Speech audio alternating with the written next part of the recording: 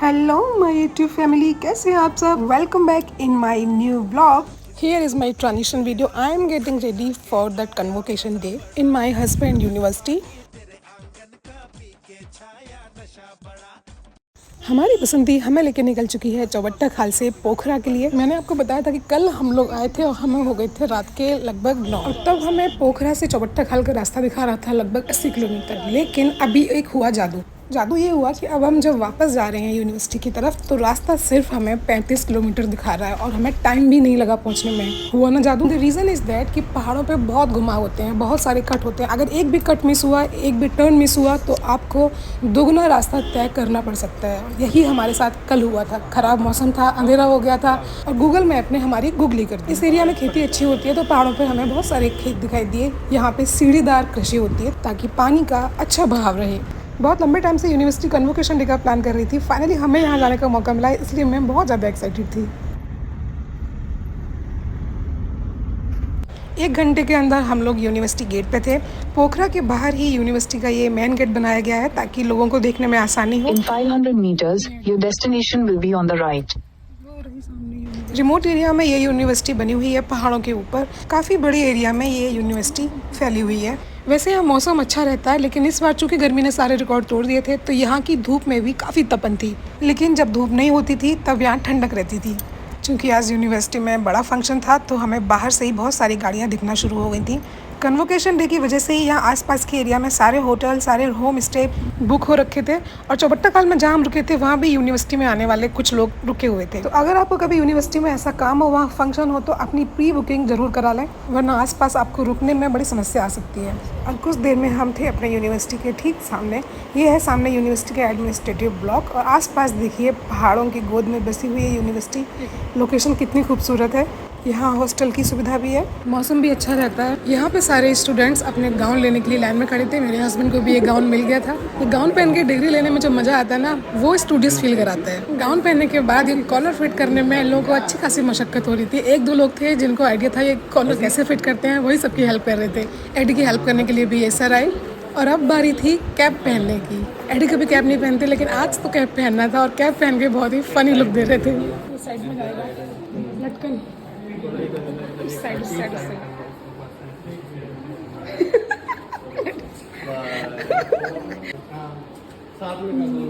ये इधर हो गया। यूं चलो यूनिफॉर्म में अब एडी जा रहे थे पापा मम्मी का रिएक्शन देखने। चलो, ही वॉज फीलिंग शाई and I was feeling so funny.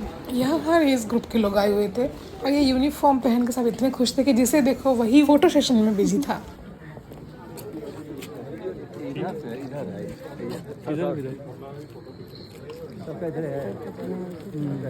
Last moment तक बेचारे का कैप ही सेट नहीं हो पा रहा था, कभी लेफ्ट कभी राइट। अब सब लोग जा रहे थे ग्रुप फोटोज के लिए।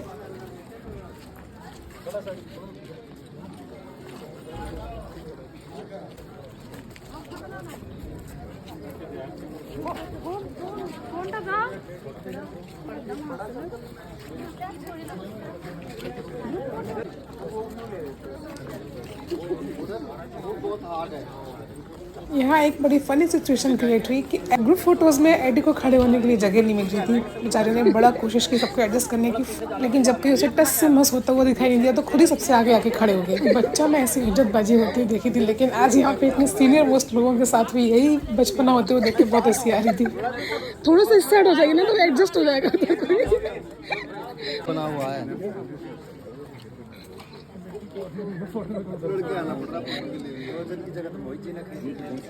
बहुत सारे ग्रुप फोटोज में यूनिवर्सिटी की तरफ से कैमरामैन आए हुए थे और हम सबके इंडिविजुअल कैमरामैन तो साथ रहते ही हैं, अपने अपने मोबाइल से सब पे क्लिक करने में बिजी थे। यूनिवर्सिटी की तरफ से फ़ोटो पता नहीं कब मिलेंगी या नहीं मिलेंगी, इसलिए सब ने अपने अपने मोबाइल से ही फ़ोटोज़ क्लिक कर डाले। मुझे तो लग रहा था कि मेरा डेडिकेशन देख के यूनिवर्सिटी वाले कहीं मुझे ही हायर ना कर लें एज ए कैमरा पर्सन।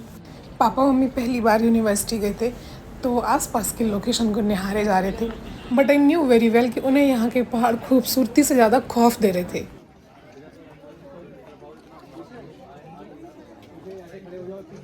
और यहाँ पे अभी सारे स्टूडेंट्स का, सारे टीचर्स का फ़ोटो सेशन चल रहा था।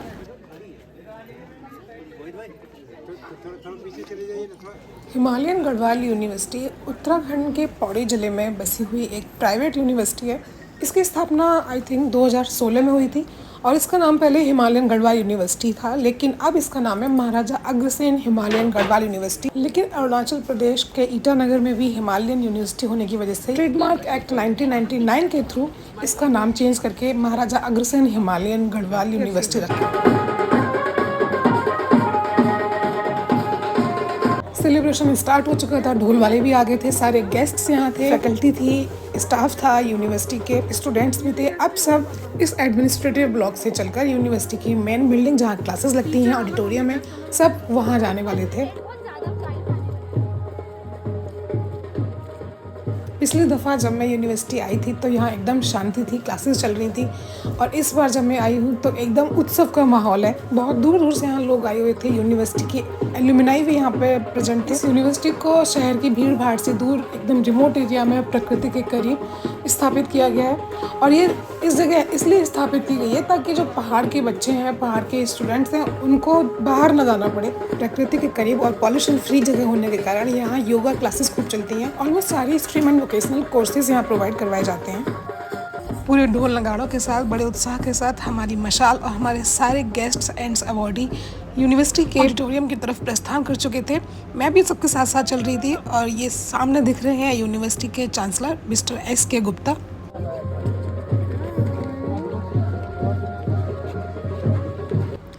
यहाँ मेरे हस्बैंड भी हैं, और इनके पीछे देखिए एक बुजुर्ग को, इनको भी डिग्री मिली थी PhD की, और जब ये डिग्री लेने स्टेज पर गए तो पूरा ऑडिटोरियम तालियों से गूंज उठा। मतलब इस उम्र पे पढ़ाई करने का जज्बा सबको इंस्पायर कर गया।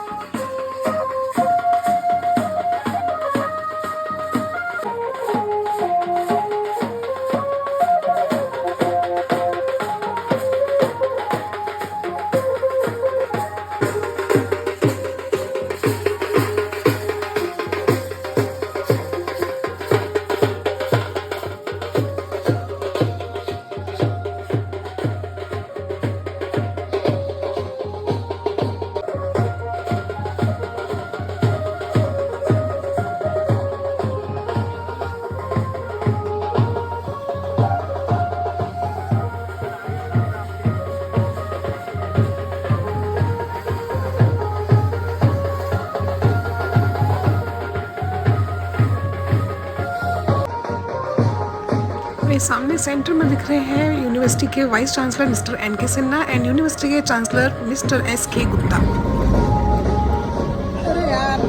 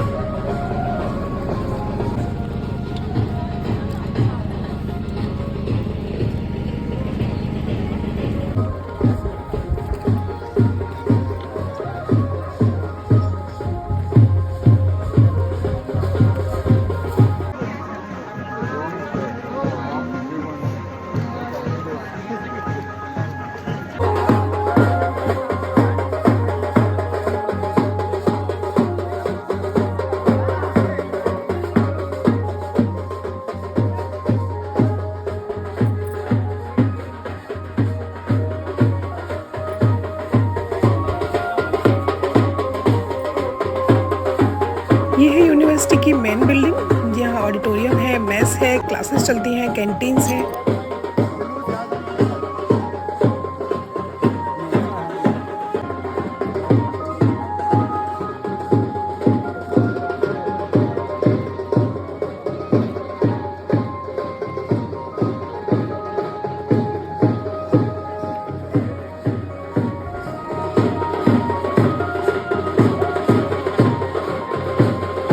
हरियाणा योग आयोग का जो अध्यक्ष है वो तो उत्तर प्रदेश का भी काम वही देख रहा है। भाई जी परसों मेरी बात हुई, वो बोले राणा जी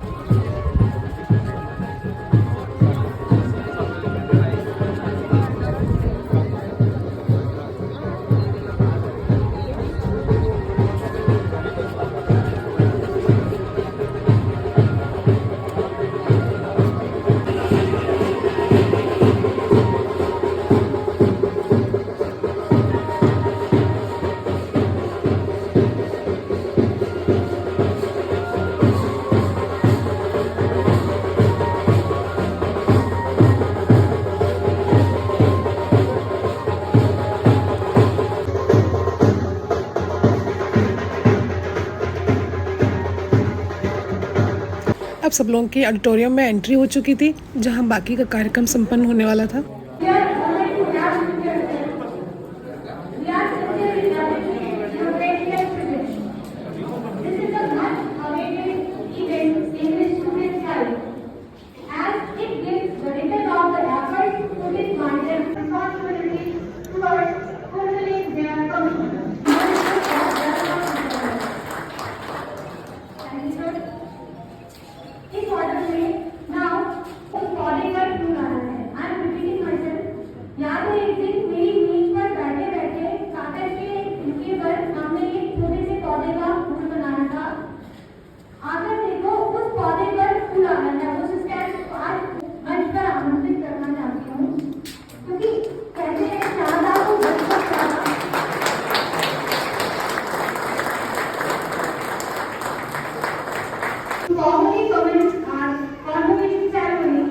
यहाँ दीप प्रज्वलन कर, शंख बजाकर, वैदिक मंत्रोच्चार के साथ और सरस्वती वंदना के साथ इस कार्यक्रम का शुभारंभ किया गया।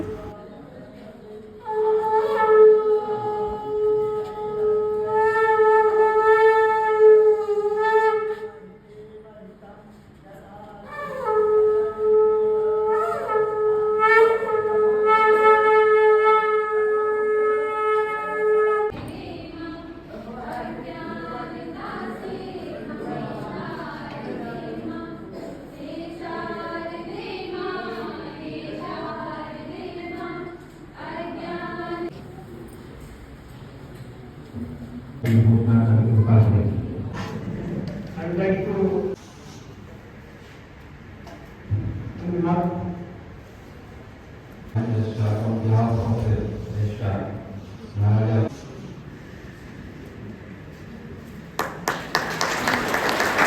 मेरे मोबाइल की बैटरी और मेरे मोबाइल की मेमोरी दोनों ही मुझे धोखा दे जाते हैं ऐसे टाइम पे, इसलिए मैं ज़्यादा रिकॉर्ड नहीं कर पाई, बस छोटी छोटी क्लिप्स ही रिकॉर्ड की।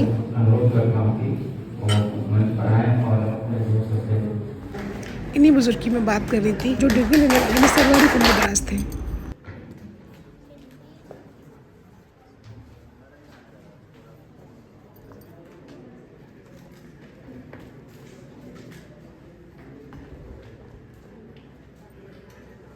और फाइनली मेरे पतिदेव का नाम भी अनाउंस हुआ।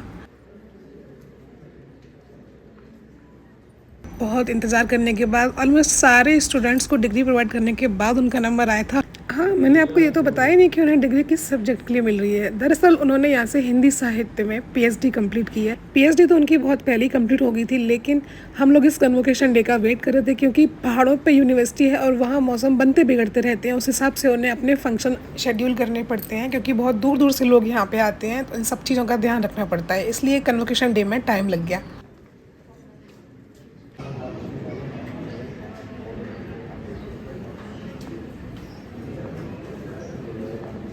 कार्यक्रम के अंत में अतिथियों को सम्मानित किया गया। उन सब ने छात्रों के सामने अपने अपने विचार रखे।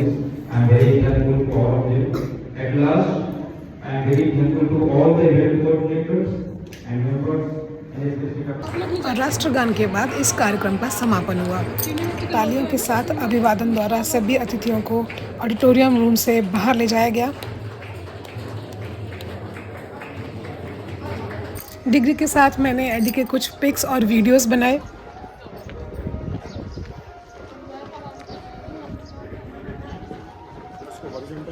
हाँ, वीडियो बना रही थी एक्चुअली। चलिए हो गया। इसके बाद हम लोग चले गए थे यहाँ छोटी वाली कैंटीन में चाय नाश्ता करने के लिए, पापा मम्मी के साथ। हाँ मिला मिला। फाइनली डिग्री मिल गई, ये उल्टी है। फाइनली डिग्री मिल गई, ये इसके लिए कितनी मेहनत करनी पड़ी। कार्यक्रम के बाद सभी लोगों के लिए मेस में खाने पीने का बहुत अच्छा इंतजाम किया गया था। डैडी बैठे हैं अपने डीन के साथ कुछ बातचीत कर रहे हैं और इस तरह खाना खा पीकर हम सब ने यूनिवर्सिटी से विदा ली। विश्वविद्यालय का ये तीसरा दीक्षांत समारोह था जो बहुत ही अच्छे तरीके से संपन्न हुआ। इसके लिए सभी बहुत बहुत बधाई के पात्र हैं।